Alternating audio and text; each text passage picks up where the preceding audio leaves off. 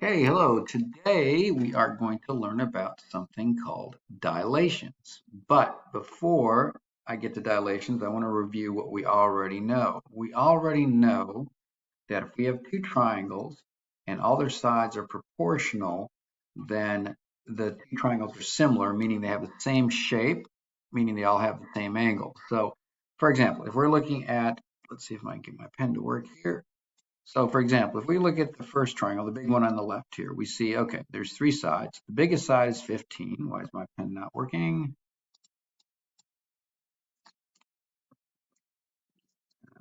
There we go. Okay, so the biggest side is 15, right?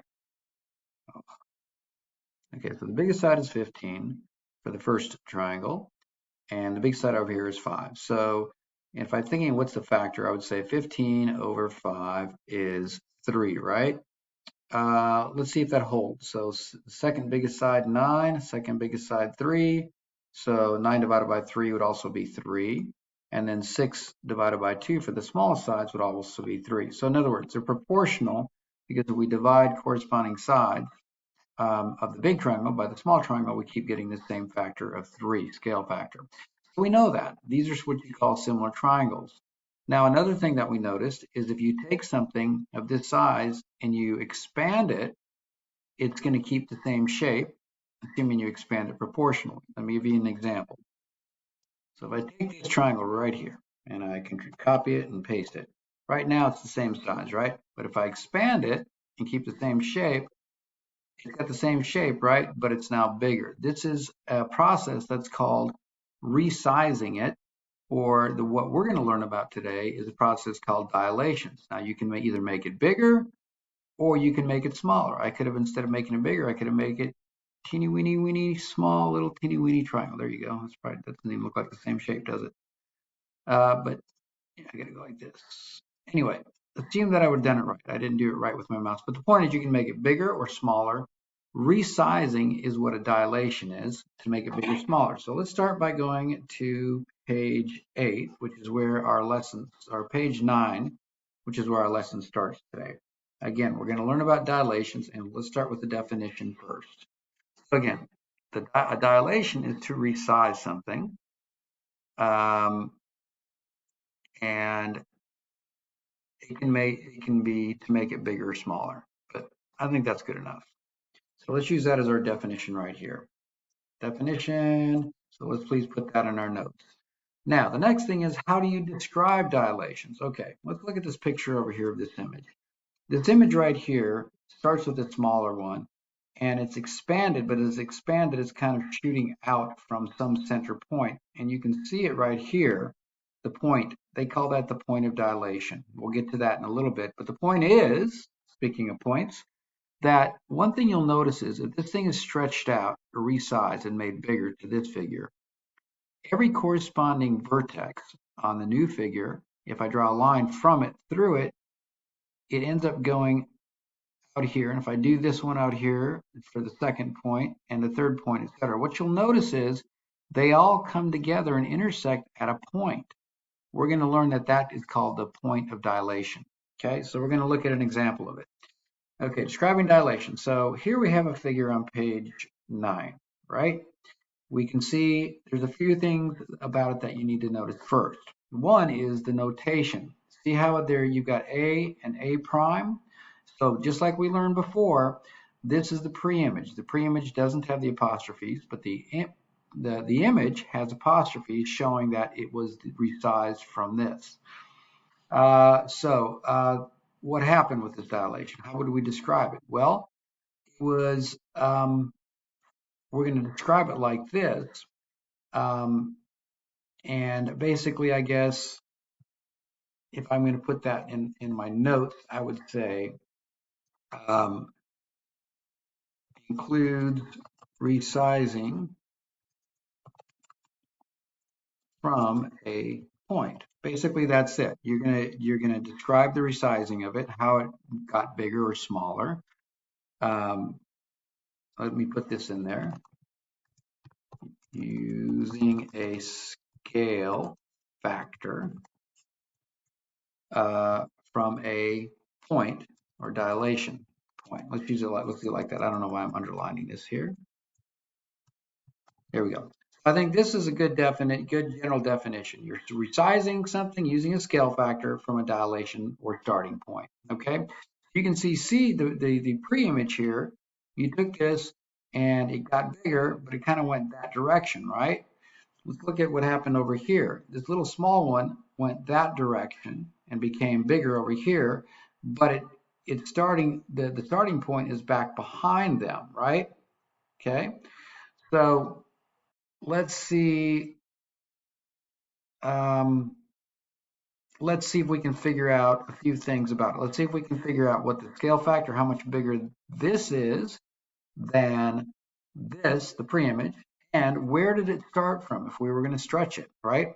Okay, well, let's start with the dilation point. It's good to start with that because then you can see how far something is from the dilation point. Okay, so here's a little trick you can try. Now, I've got my computer, so it's hard for me to draw a straight line. You might want to use a ruler on your paper to do this. But I'm going to find the dilation point by showing you what I mentioned before. Let me use a red pen. So wait, I'm going to hold on. I don't want to draw with that. I want to draw a straight line. So I'm going to insert a line like this. And I wonder what color it is. Let's see, it's blue. I want to use it a little bit thicker and make it nice and red. And then I want to make it, how big is it? Wait, let me make it more. Let me like this. Oh, that's too big. Sorry. Wait, let's make it say like that. That's good. Okay. So I'm going to take this line and I'm going to start from each corresponding point. So I'm going to start from C prime and I'm going to draw a line through C like that. Okay. And then I'm going to draw another one through A and then through A prime. Okay, you can probably already get an idea where it's going to intersect, right? And then just so you can see it, one more from B prime through B. And what do you notice? They all converge right here at this point. So the point of dilation is where they converge or intersect. And what is that? Well, if it's the origin, it's -2, 1. So that is how you can determine the dilation point. So it's going to be -2, 1. Okay, that's where that point is right there. So that's how you can always do it. You can use a ruler, but again, you go through each of the points, C prime through C, draw a line through it, and you can probably tell the direction it's going to go is starting from the image back this direction through the pre-image. So that tells you which direction you're going to go to get to the point of dilation. Now, how do we get the scale factor? Well, now that we've got the point of dilation, we're going to see how far away the B is from the pre-image to the point of dilation. So it's 1, 1, 2. So it's 2 this way, right? How about the B prime? Well, it's not from the origin. It's not from X starting at 0. It's from the dilation point. So we go 1, 2, 3, 4. So we go 4. So what do we have to do to get from how much bigger is 4 than 2? We can go 4 divided by 2, and that's equal to the scale factor of 2. Okay, so that's how we get it. So 2 is the scale factor. Now, just to show you, it should work in every point, right? Let's look at A. How far is A? Well, A is not a perfect straight line, although I would recommend when you're figuring out the straight factor to try to find something that's a nice straight line because you can just count the blocks. A is like a diagonal, but you know what I can do with A? I can see how far it is either up or down. So it should be a scale factor of 2. So A goes, let's see, to get to A, I have to go up 1, right? To get to A prime, it's over here. So the Y value on that would be over here. So I'd have to go up 2. So times 2, see? Or if I want to do the X, which would be a lot more counting, to get to the X value of A, it'd be right here, right? 1, 2, 3, 4. To get to the X value of A over here, it'd be 1, 2, 3, 4, 5, 6, 7, 8. So again, 8 divided by 4 is 2. So it should be 2 in every direction, okay? So that's how you can figure out what the scale factor is, as well as the the dilation point.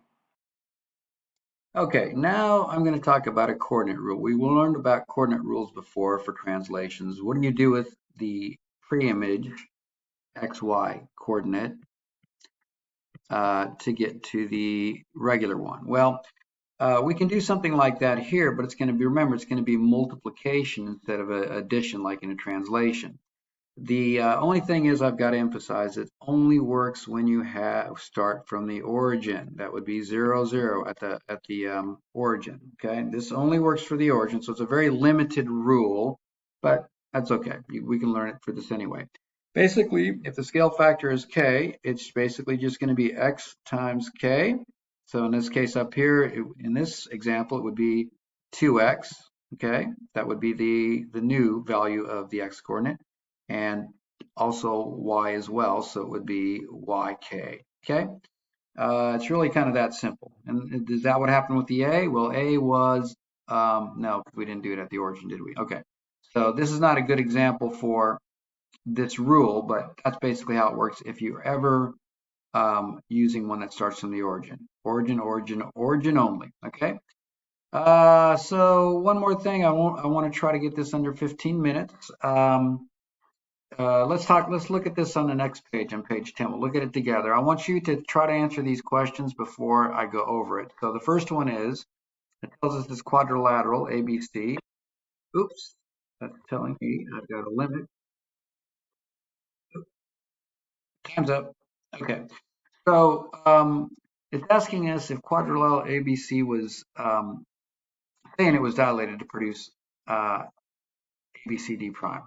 Is a dilation an enlargement or reduction? Well, we know we start with this, right? So we're looking at the figure here, and if you look at that compared to the figure down there, then clearly it's bigger. So it starts being big and it gets smaller, so that's going to be a reduction. What is the center of dilation? Take a moment to see if you can use what we used before, what I showed you before, to figure out where that point would be. Okay, so you can pause it if you want to try to figure out where the point would be. Okay, okay, if you're back, basically you can start with the C. You can draw a line from C through C prime and B through B prime, and you're going to end up at an intersection point, which is just right at DD. So it would be what? 1, -4. So 1, -4 would be the center of dilation. What's the scale factor? Okay, take a moment on your own and see if you can get it. Pause me if you need to, and then come back and try. Okay, so if you're back, it's all based upon where we start from. So we start from here, and I'm going to see how C changes, or just so I would have to go up 2 to get to C prime, or 2. Sorry. C is 2 away from the from D, the pre-image. How do I get to this C?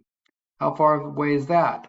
Well, it is 1, 2, 3, 4, 5, 6. Now keep in mind, usually I'm telling you to put the larger one on top, but in this case, I'm going to tell you to put the image, this is important, over pre-image to get the scale factor, which is K. Okay, so what is the image?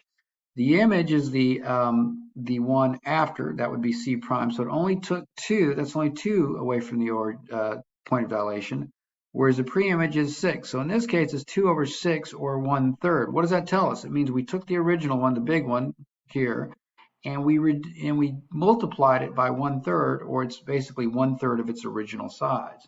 So very important. I've been telling you before when I was doing some of the proportions that it's easier to take the big on top of the small to figure out the scale factor there. But here we need to take the image divided by the pre-image. Important. Make notes of that.